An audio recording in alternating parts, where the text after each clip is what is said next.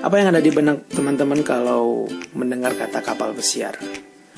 Mungkin wisata yang mahal, yang glamor, atau mungkin wisata yang mengerikan untuk sebagian orang. So let me explain mengenai kapal pesiar. Kapal pesiar adalah sebuah resort.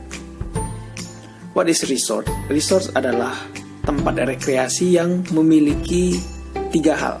Yang pertama adalah akomodasi, hotel, dalam hal ini cabin berarti kalau kita. Yang kedua adalah restoran, jadi tempat makan. Kalau di kapal pesiar itu udah including, sudah free.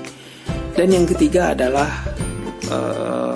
entertainment, pusat hiburan, show, teater, dan lain-lain. Nah, jadi kapal pesiar ini sudah termasuk resort atau biasa juga disebut dengan floating resort atau resort yang mengapung. Floating city juga biasanya orang-orang mengatakan seperti itu. Jadi dengan kapal pesiar yang segudang fasilitas yang bisa kita nikmati, seperti kolam renang, ada teater, ada show, ada sport area, dan juga di sana ada lapangan bola basket, lapangan futsal. Nah, dan semua fasilitas ini semuanya standar internasional.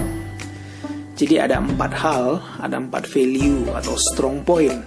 Kenapa sih kita harus naik kapal pesiar? Kenapa nggak coba yang lain? Yang pertama adalah karena naik kapal pesiar itu gampang, easy.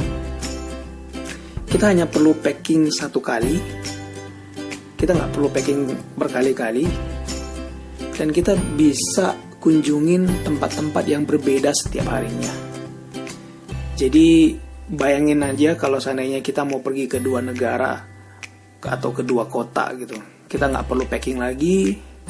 Kita udah nggak perlu keluar masuk hotel lagi.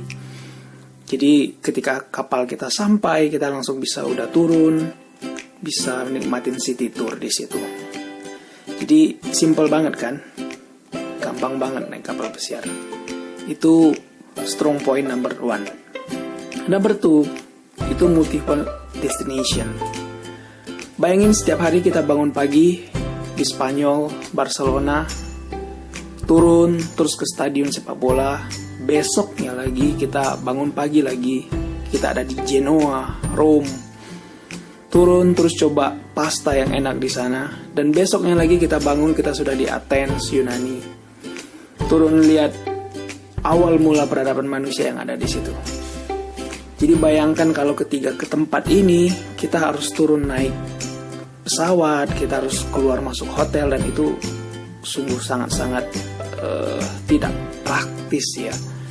Kalau untuk anak-anak muda mungkin oke, but untuk orang-orang yang sudah berumur itu agak sedikit susah.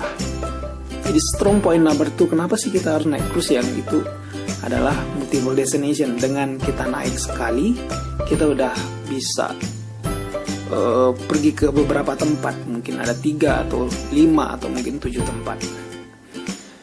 Number 3, itu adalah great value. Jadi apa yang kita bayarkan, teman-teman bayarkan, itu nggak sebanding sama yang kita dapat. Kita bayar sekali, kita sudah bisa menikmati activity di atas kapal. Kita udah bisa makan sepuasnya, minum sepuasnya, ada entertainment, ada show, ada public area yang bisa kita pakai, dan semuanya itu free. Udah nggak perlu lagi kita pusing mengenai pesawat, nggak perlu pusing lagi mengenai kereta untuk menuju dari satu kota ke kota lainnya. Jadi betul-betul great value. Kita udah nggak perlu pusing ke restoran, kita tinggal makan, kita tinggal bersantai. Yang nomor 4 adalah pengalaman.